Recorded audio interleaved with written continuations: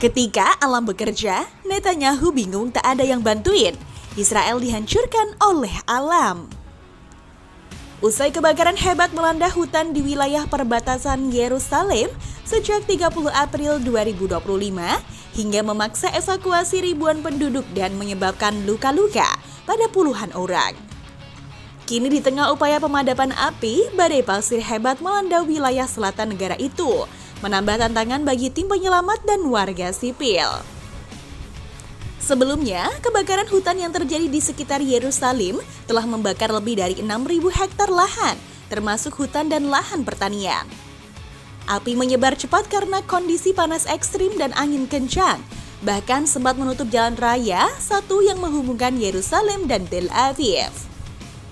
Pemerintahan Israel menetapkan status darurat nasional dan meminta bantuan internasional, dengan beberapa negara Eropa mengirimkan pesawat pemadam kebakaran.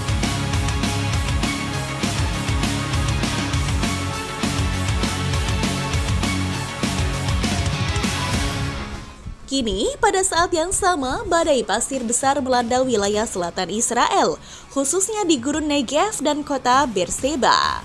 Badai ini menyebabkan penurunan visibilitas secara drastis dan memperburuk kondisi udara yang sudah tercemar akibat asap kebakaran.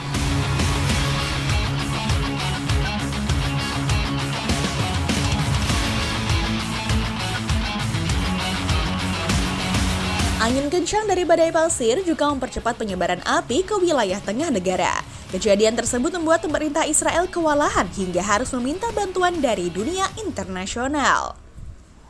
Menteri Luar Negeri Israel Gideon Sa'ar menghubungi banyak negara termasuk Inggris, Prancis, Swedia, dan Argentina. Sementara permintaan resmi juga diajukan kepada Yunani, Siprus, Italia, Kroasia, dan Bulgaria. Namun, harapan itu berubah menjadi kekecewaan ketika 16 negara secara resmi menolak permintaan suaka dari para korban bencana.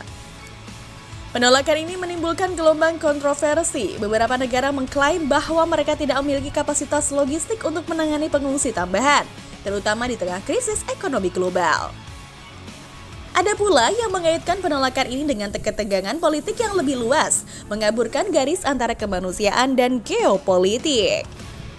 PBB dan Organisasi Kemanusiaan Internasional menyerukan agar negara-negara menempatkan kemanusiaan di atas kepentingan nasional.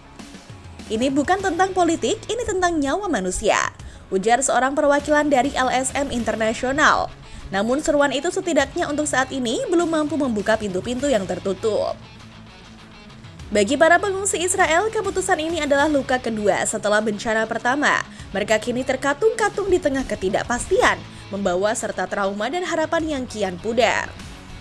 Dari sini kita bisa belajar bahwa sehebat apapun persenjataan ataupun teknologi yang Israel miliki, tak akan ada apa-apanya jika alam sudah berkehendak.